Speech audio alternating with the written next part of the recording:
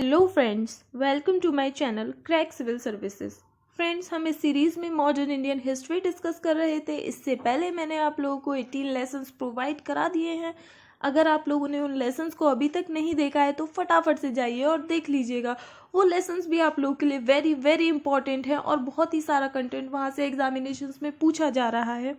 आज हम lesson number 19 cover करेंगे और आज का हमारा टॉपिक रहेगा role of Lord Lytton and Ripon. ये दोनों बहुत ही इंपॉर्टेंट वॉइस रॉय रहे हैं। इनके काफ़ी ज़्यादा कॉन्ट्रीब्यूशंस हैं इंडियन नेशनल अवेकनिंग में और वो बहुत ही इंपॉर्टेंट है। तो आज हम इस टॉपिक को डिटेल में डिस्कस करेंगे और यहाँ से आप लोगों को काफ़ी इंटरेस्टिंग फैक्ट्स का पता चलेगा। अगर आप लोग हमारे चैनल पर नए हैं, अभी तक हमारा चैनल सब्सक्राइब नहीं किया है तो प्लीज़ सब्सक्राइब कर लीजिएगा और बेल आइकन प्रेस कर दीजिएगा, क्योंकि जैसे ही हम आप लोगों के लिए नए नए कंटेंट, नई नई वीडियोस लेकर आएंगे, आप लोगों के पास नोटिफिकेशन सबसे पहले आ जाएगा और आप लोग उन वीडियोस से सबसे पहले नॉलेज एनहेंस कर सकते हैं। फ्रेंड्स, स्टार्ट करते हैं।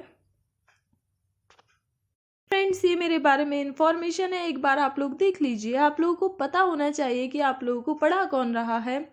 फ्रेंड्स, मेरी आप लोगों से एक और रिक्वेस्ट है, अगर आप लोगों को कंटेंट अच्छा लगे, वीडियो अच्छा लगे तो लाइक ज़रूर कीजिएगा और आप लोगों के कुछ सजेशंस है तो मुझे कमेंट सेक्शन में सजेशन ज़रूर दीजिएगा। Thank you so much. Friends, start करते हैं आज का टॉपिक। तो फ्रेंड्स, लॉर्ड लिटन से स्टार्ट कर रहे हैं। लॉर्ड लिटन के बारे में जानने से पहले हम इनका टेन्योर देख लेते हैं। ये इंडिया कब आए?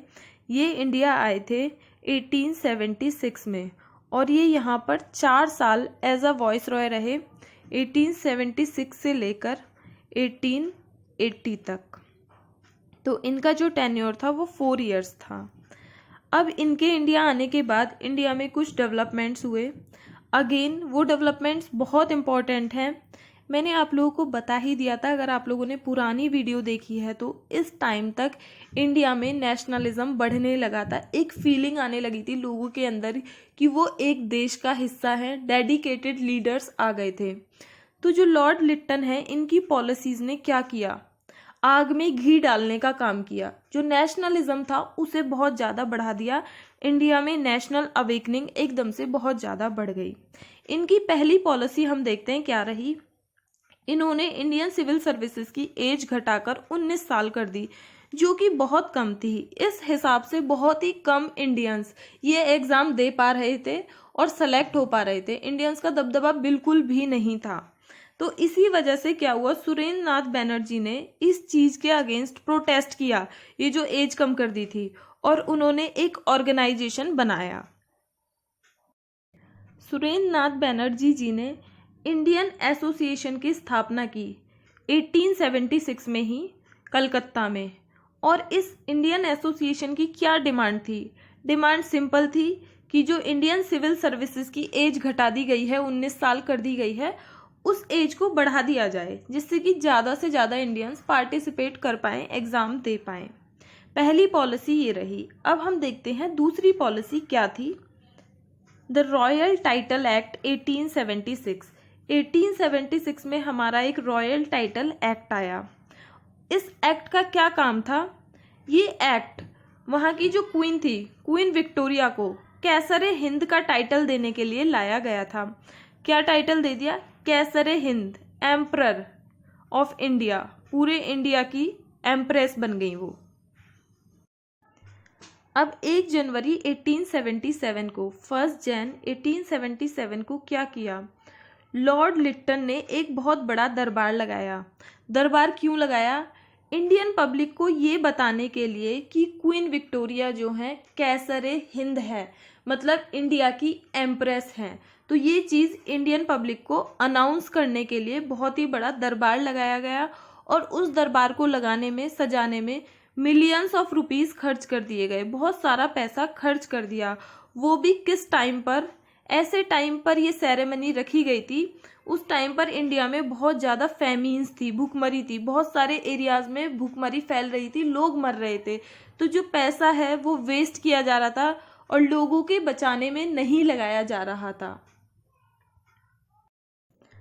इसी टाइम पर हमारा पहला फेमीन कमीशन बना, द फर्स्ट फेमीन कमीशन 1878-1880।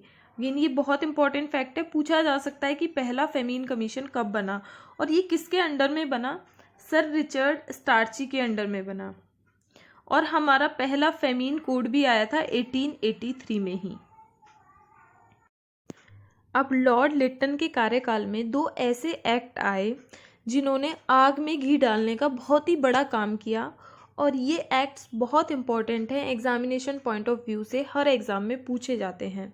तो ये दोनों एक्ट्स कौन कौन से हैं? The vernacular press act and the arms act. तो सबसे पहले हम वर्नाक्यूलर प्रेस एक्ट को देखते हैं। 1878 में वर्नाक्यूलर प्रेस एक्ट को पास किया गया। अब इस एक्ट का मोटिव क्या था? इस एक्ट का मोटिव ये था कि जो मजिस्ट्रेट होते हैं, डिस्ट्रिक्ट मजिस्ट्रेट, वो एडिटर से अंडरटेकिंग लेते थे। अब अंडरटेकिंग किस बात की लेते थे? कि जो वर्नाकुलर न्यूज़पेपर्स हैं, अब वर्नाकुलर न्यूज़पेपर्स कौन से होते हैं? जो लोकल लैंग्वेज के न्यूज़पेपर्स हुआ करते थे, जैसे बंगाली, हिंदी, मराठी, जो इंडियंस की लोकल लैंग्वेजेस हुआ करती थी, उन्हें हम कहते थे वर्नाकुलर न्यूज़पेपर्स। तो लोकल लैंग्वेजेस के न्यूज़पेपर्स में ब्रिटिश गवर्नमेंट के खिलाफ कुछ भी नहीं छपा होना चाहिए, ब्रिटिश गवर्नमेंट की पॉलिसीज की कोई निंदा नहीं की जानी चाहिए। आगे एक्ट में ये प्रोविजन था कि अगर किसी वर्नाकुलर न्यूज़पेपर में ब्रिटिश गवर्नमेंट के खिलाफ कुछ भी लिखा जाएगा तो उस न्यूज़पेपर को बंद कर दिया जाएगा। तो इस तरह से वर्नाकुलर प्रेस एक्ट ने क्या किया? फ्रीडम ऑफ इंडियन प्रेस को बिल्कुल ख़त्म कर दिया, कर्ब कर दिया। इसी के साथ सेम ईयर में एक हमारा आर्म्स एक्ट भी पास हुआ। अब इस आर्म्स एक्ट का क्या मोटिव था? आर्म्स एक्ट का ये मोटिव था कि कोई भी इंडियन बिना लाइसेंस के बंदूक नहीं रख सकता, कोई भी हथियार नहीं रख सकता बिना लाइसेंस के, लेकिन यूरोपियंस बिना लाइसेंस के भी हथियार रख सकते थे। तो अगेन ये एक्ट भी इंडियंस को डिस्क्रिमिनेट कर रहा था। तो यही दोनों एक्ट बहुत इंपॉर्टेंट रहे। वर्नाकुलर प्रेस एक्ट की वजह से ही अमृत बाजार पत्रिका को रातों रात, जो कि पहले बंगाली में छपती थी, बंगाली एक वर्नाकुलर लैंग्वेज थी, उसे रातों रात कन्वर्ट कर दिया गया था इंग्लिश लैंग्वेज में। और ये किसकी थी? शिशिर कुमार घोष एंड मोतीलाल घोष की। हम लॉर्ड रिपन के बारे में पढ़ लेते हैं।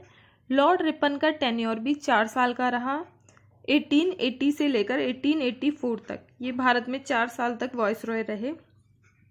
लॉर्ड रिपन लॉर्ड लिटन के बिल्कुल अपोजिट थे। ये एक स्टंच लिबरल डेमोक्रेट थे, डेमोक्रेटिक वैल्यूज पे बिलीव करते थे, और ये सेल्फ रूल, सुराज में बिलीव करते थे।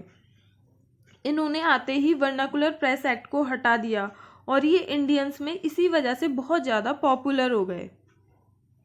इसके बाद इन्होंने खुद को डिवोट किया कि ये इंडियन एडमिनिस्ट्रेशन को लिबरलाइज करें, थोड़ा उदार बना सकें। इन्हें father of local self government भी कहा जाता है।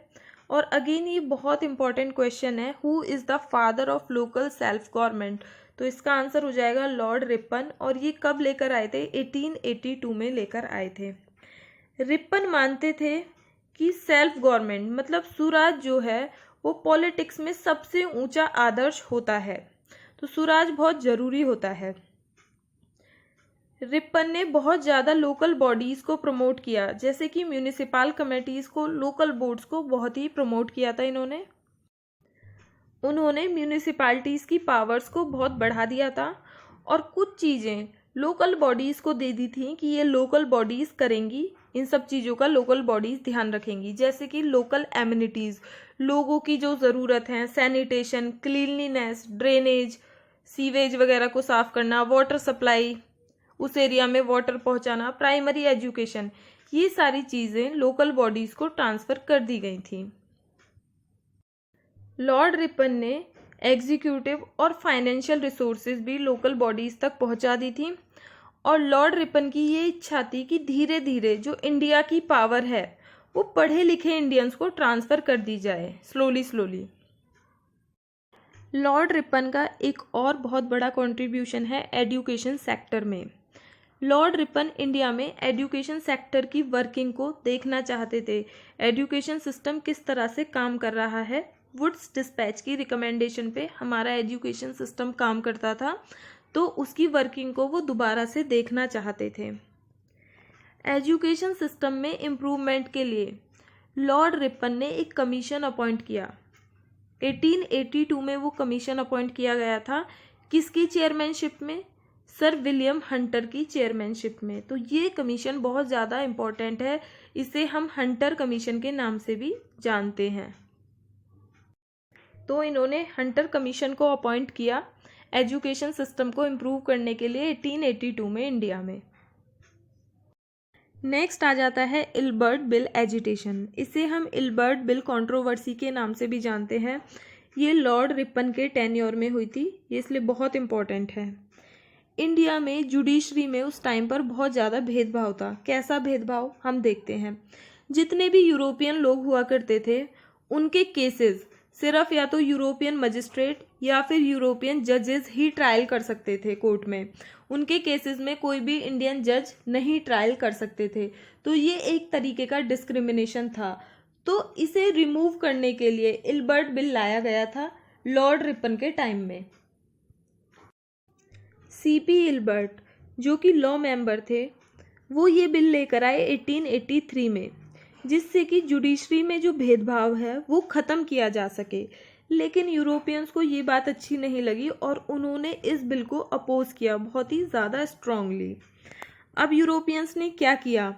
पैसा इकट्ठा किया 1,50,000 रुपये का और एक ऑर्गेनाइजेशन बनाया जिसका नाम था डिफेंस एसोसिएशन, जिससे कि इस बिल को अपोज कर सकें।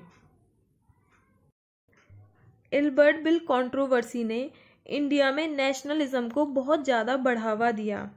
जब यूरोपियंस ने इल्बर्ट बिल को इतना अपोज किया तो इस बात से रिपन बहुत ज़्यादा दुखी हो गए और उन्होंने रिज़ाइन कर दिया और वो इंडिया से इंग्लैंड चले गए। इन सब बातों का परिणाम यही हुआ कि इंडिया में बहुत ज़्यादा अवेकनिंग आ गई, जागरूकता बढ़ गई और इंडियंस ने यूरोपियन से ही सीखा कि किस तरह से लॉ में रहते हुए भी प्रोटेस्ट कर सकते हैं। यूरोपियंस ने किस तरह से इल्बर्ट बिल का प्रोटेस्ट किया था, अपोज किया था। तो इंडियंस ने वो चीज़ वहाँ से लर्न की और इन सब का परिणाम यही निकला कि रिपन के 1 साल के बाद, रिपन जब इंडिया से चले गए उनके जाने के 1 साल के बाद ही 1885 में इंडियन नेशनल कांग्रेस की स्थापना हो गई और यहाँ से हमारा एक नया दौर शुरू होता है नेशनलिज्म का। तो फ्रेंड्स वो चीज़ हम नेक्स्ट वीडियो से डिस्कस करेंगे। अगेन अब यहाँ से बहुत इंपॉर्टेंट टॉपिक्स स्टार्ट हो चुके हैं और हर एग्जामिनेशंस में पूछे जाते हैं। चैनल पर नए हैं तो सब्सक्राइब ज़रूर कीजिएगा, आप लोगों को मदद ज़रूर मिलती रहेगी। और अगर आप लोगों को कुछ सजेशंस हैं, किसी टॉपिक्स पर वीडियो चाहिए तो मुझे कमेंट करके बता दीजिएगा। मैं उन्हीं टॉपिक्स पे आप लोगों के लिए वीडियोस लेकर आती रहूँगी। Thank you so much friends. Content अच्छा लगा है तो लाइक करना बिल्कुल मत भूलिएगा।